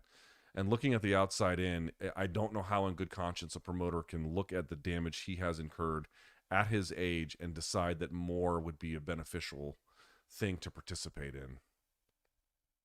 I think it's done. There's a point at which you can make trade-offs about what kind of health you're going to enjoy later in your life based on what risks are associated with the present kind of activity you're engaged in. I think the tipping point, we are past it. Personally, that's my judgment call. People are going to have different ones. I just feel very, very, very uncomfortable with the level of damage that he has taken and what it means, not for today, not for tomorrow, but for 5 to 10 to 15 to 20 years from now. That bill will come due. This is the funny thing about like having a sport filled with young men who watch it and young men who enjoy it, because I was that guy too. I've been watching MMA. First time I found it, it was NHB back then or whatever it was. It wasn't anything. I was 14 years old. It was 1994. I had missed the first like couple or few UFCs, and then got into it a little bit later, more as time went on, especially in my early to mid 20s. So I was that guy. Here the fuck I am. I'm at 44. I've aged almost a full 20 years inside. When you realize that like you can boil your life down to these 20-year increments, when you're 20 years old, you think, oh my God, my life has been like, how long is 20 years? It's the most insanely long time that's ever been, because you've only ever lived one 20-year span. But when you live two of them, you begin to realize that yes, 20 years is a long time, but you will arrive, that bus will arrive at that station, and you will have to answer for all the decisions you made during the course of that time. It feels so distant. It feels so remote as to be almost mathematically impossible and to never give it consideration. And then you arrive there and you're like, oh shit, no, you have to answer for it. I just told you all the bulletproofing I have to do because I have to answer for all of the bad decisions I made related to my own health that I just completely ignored for all that time. If you don't take care of your financial health, dude, it will come to fuck you in the end. You will have to answer for it. And so it's very, very hard to explain to people who have not really gone through a series of these generational intervals. But when you have, there's no mistaking it, man. It's a disaster. It's a disaster. I'm just not comfortable personally with any more of it. But I guess we'll see what the UFC does. I got to move these along. Luke, I know your wife is Hispanic. Do you yourself know any Spanish? I know a little bit. If so, could you speak some for us or perhaps do a Spanish stream? I am very nervous about my Spanish because it's definitely not good. You've never ever heard me say it's good. It's definitely not good. I'm just very nervous to use it. I like using it in situations where I have to. In fact, I went to There's this place in Columbia Heights, which is like in sort of a northwest quadrant of DC, and I went to this place. I think it's called Dos Hermanos. It's a Dominican joint, and I walked in and I was like, "Hey, how you doing?" And dude, no one in the place. And this is common in New York City, but it's a lot less common here. Like no one in Miami too, obviously, but like no one in there spoke a lick of English. I was like, dude, this is fucking great. So I got to practice without people like judging me for it. I don't mind using it there, but like I gotta tell you, like Danny, and also I made a promise to Danny Segura. I told him when I was ready to do it, I would do it first on his podcast. I would do a full podcast in Spanish, but we're not there yet. Luke, now that the association with Showtime is close to an end, will Dissected be your IP again? It's been my IP. Oh, Dissected. Oh, yes is the answer. Oh, you mean the videos themselves? Yes, but there's a process for that. But the answer is yes. The answer is yes. How would you rank these fighters for likeliness to be champ? Bo Nickel, Kopylov, JDM, Yadong, Khalil, Jalen Turner, Saryuki, and Sandhagen, Ian Gary. I'd rank all of them pretty close, except I think I still have some questions about Kopylov, although he's surging. JDM, we'll see about the Burns fight. Bo Nickel I have a high degree of confidence in, even though he is very much untested. Song Yadong, I think he's got a lot of stuff to clean up, but he's still very young. Khalil, I think, is still, just barely in the top 10, which is great, but pretty far that from championship. Jalen Turner, same kind of thing. Saryukian's really close, obviously. Sandhagen, I think, is really close. Gary is still, to me, untested enough to be confident about his title chances, but he's obviously very good as well. Great job with the Shavkat thumbnail. What software? That was Canva, baby, Canva. Hope you can find my cue in the original post for this vid. If not, sending love from the UK. Best analyst vocabulary in the MMA. I try. Thank you, dude. Prime Leon versus Prime GSP. Who wins? Prime GSP. People have no idea how good he was. Prime GSP. Also, is Tony and Matt Brown the fight to make? No. I just don't see anyone else with a name that he could possibly beat. And then the answer is what you know the answer is. On the voting, fight you're most excited about. There was 1,200 votes. Jones Stipe 14%, McGregor Chandler 19%, Volk-Topuria 46%, something else 22%. Interesting. Thank you for taking the votes there. I appreciate it. Taiwan Chai versus Superbomb. Will you watch it? I will definitely watch it, but probably not live. Ty card first impressions. I don't know. I've not seen the full list. Men who strip to their underwear and fight on TV for our enjoyment should be allowed to say whatever distasteful thing they want in fight promotion. That is certainly a perspective, but I don't think it's a particularly enlightened one, and I don't think it's a particularly good one for both your own sensibilities and like what kinds of rot you wish to allow to take place underneath your own supervision, but then also what kind of sport you want to have. If you're not making any economic trade-offs to get there, and you are making potential economic trade-offs to do that, I don't see that as a particularly compelling argument. I think it's time to psychologically evaluate Dana White, this person writes. He gets more ruthless and evil every year. I don't think so. His blood boils when reporters ask him tough questions. He's always done that. And he smiles when people hit the deck in power slap. Well, I got to tell you, I mean, except for the fact that he's done a podcast circuit where he doesn't have to answer truly any tough questions, whereas he used to do like these scrums and he would have to a little bit. Aside from that, I don't think there's much of a difference. Lil Lou became a member. Thank you.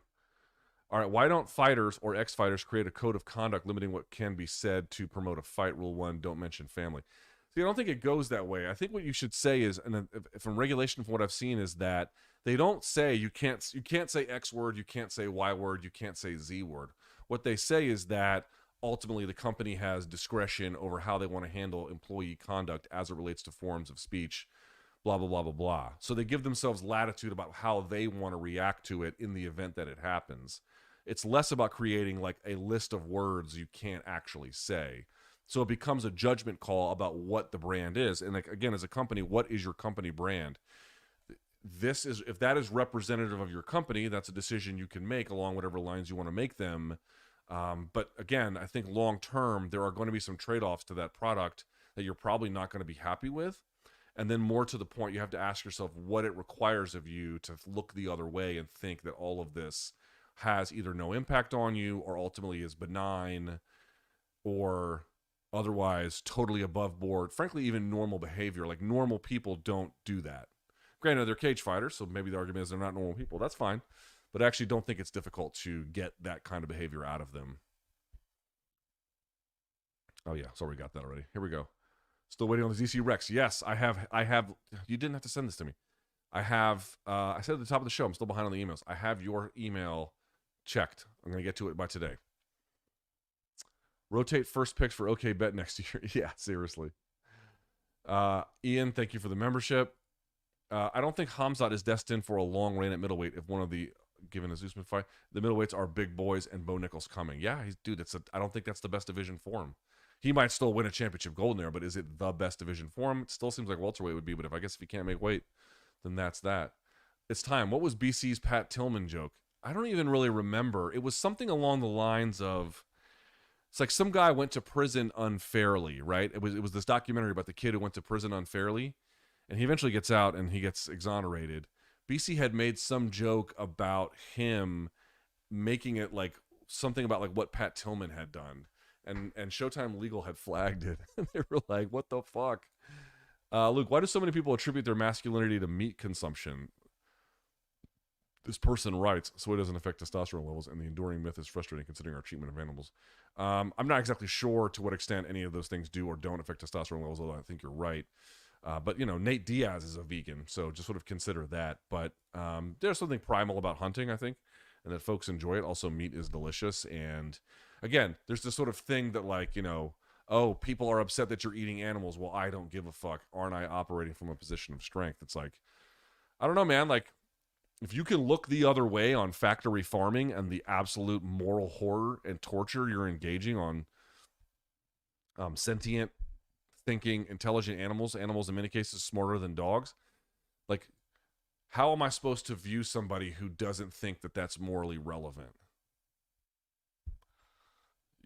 Is enlightened the word? I don't think enlightens the word, Is getting around the UFC matching period as simple as using the Bellator brand to allow them to have sponsorships? No, because if it was, they already would have been there, and it didn't work. Clearly, it didn't work. If we do a title fight on 300, Conor won't fight. Why not do Diaz versus McGregor 3 and Tate versus Rousey 3? Yeah, you could do that. You could play some hits. Absolutely. Sure. And I think it would sell. Conor 1N, by the way. Little Lou says, Merry Christmas to your family. Thank you. I'm going to be turning 27 soon, and man, getting close to 30 feels so unreal to me. Any general life advice to look out for in my 30s? Shout out to my dogs, Sultan and Lucas. 30 is no big deal. You're making a bigger deal out of it than it actually is. Your 30s will be better than your 20s. You'll make more money, you'll understand more about yourself, and you'll probably have a better time. Take that to the bank. Devin says, Delta-infused question, is there anything other than weight that could possibly separate fighter divisions like mass? It's the simplest one. Weight is the simplest one. Tony versus BJ. Nope,